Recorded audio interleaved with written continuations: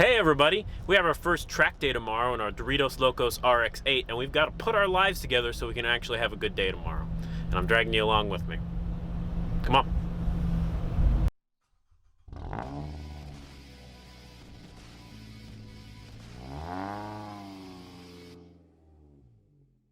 Hey there guys, my name's Andrew and this is the Make It and Break It YouTube channel where we take project builds and design them, build them, and go send them. And tomorrow we're going to practice the send part of it.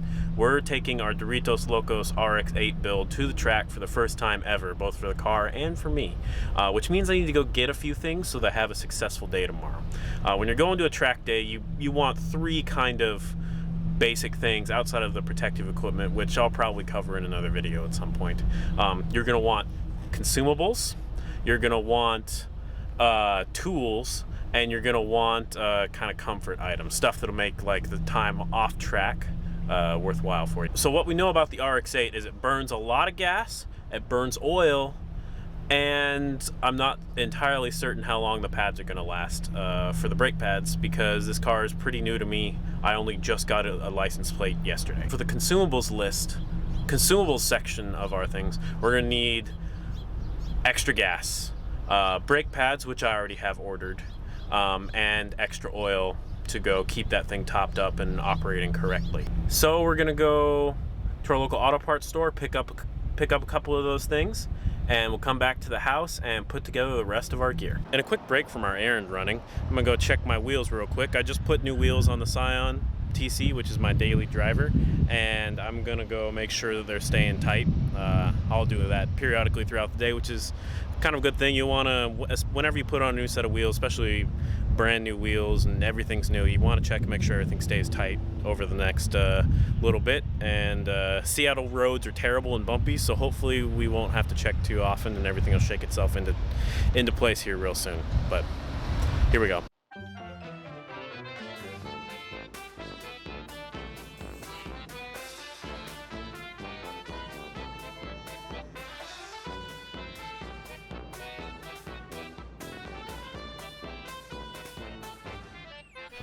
All right, last piece.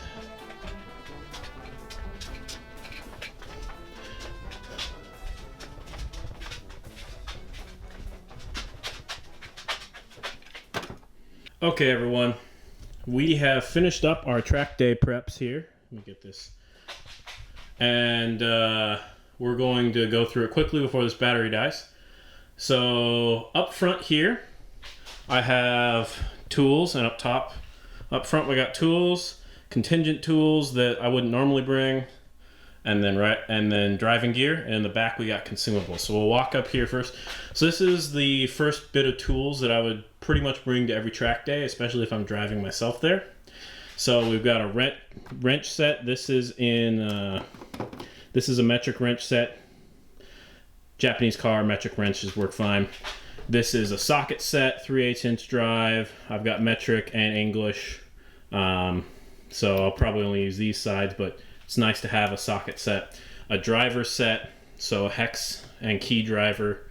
We got a work light, an impact wrench, and 3 batteries for the light and the wrench, and a tire gauge here. And then underneath these work gloves, we have a breaker bar and a torque wrench, with one of the sockets I'll need. That one's the sockets for most of the wheel nuts. And then I've got a tire inflator that runs off your cigarette lighter. It's good enough for resetting your tire pressures if you need to. Sorry guys, my other camera's battery died, so I had to switch cameras real quick. So where were we? We were on tools over here that I would suggest bringing to pretty much any track day, especially if you're driving yourself. And then stuff over here that's more contingent based on this car specifically. So you'll see I've got a couple sets of sockets here that are extra. That's because these wheels have some locking wheel nuts that I do not have the key for. So if I have to take a wheel off, I'll have to use one of these and destructively basically take it off. So I brought a couple of those in case that happens. And then this is a mallet to knock it on with. Some extra brake fluid in case I need to do some brake bleeding while I'm there, and some brake bleeding bottles so I can actually control it. And then It's not up here because I just kicked it out. But that box right back here, that box is rear brake rotors. They have a little bit of corrosion on them. They're not too bad. They should be fine, but I'm bringing them anyway just in case. Up top here, ignore the key and garage door opener, is kind of my driving gear. So you got your helmet, which is what you're only really required to have. You have to have closed-toed shoes and other stuff for most track days, but most track days only really require you to have a helmet. And then I've got driving boots and driving gloves. These are like race style ones that I could go racing in if I had the rest of the suit. I'm using these mostly because I'd be wearing something similar if I'm racing, which I eventually want to do. So I figure I'd start practicing with them so I'm not doing something weird once I put on gloves and stuff. If we move around to the back, we have our consumables already loaded here. So these are what I would consider consumables for a race day. So we've got extra gas. RX8 is notoriously terrible on gas. So there's not a super convenient gas station near the racetrack. So I've brought 15 gallons of extra premium gas. I've also got two things of oil. This one over here is nearly used up. So that's why I bought the second giganto thing of oil. And that's just because the RX8 burns oil, and as we run hotter, I expect to burn more. So I want to keep on top of that. And then we got a little bit of coolant extra there that I just keep as like a running thing. Pretty much all my cars, I keep a little bit of coolant in case I need to top something off or I break something. And then back over here, I've got rear and front brake pads. I don't know which order is which, but brake pads especially are essentially a consumable item on a race car. So I have a whole extra set here in case I run out with the ones that are currently on the car, because I have not done anything to this car other than fix a check engine light and get not 2013 tires on it in order to run this track day. We're running? Looks like we're running.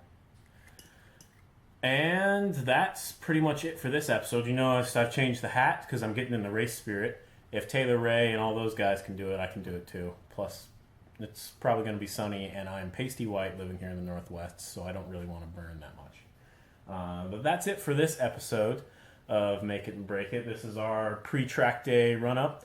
I'm sure I'll give you guys a post-track day video to, go over what we used, what I was missing, and kind of how everything went and what I would do differently.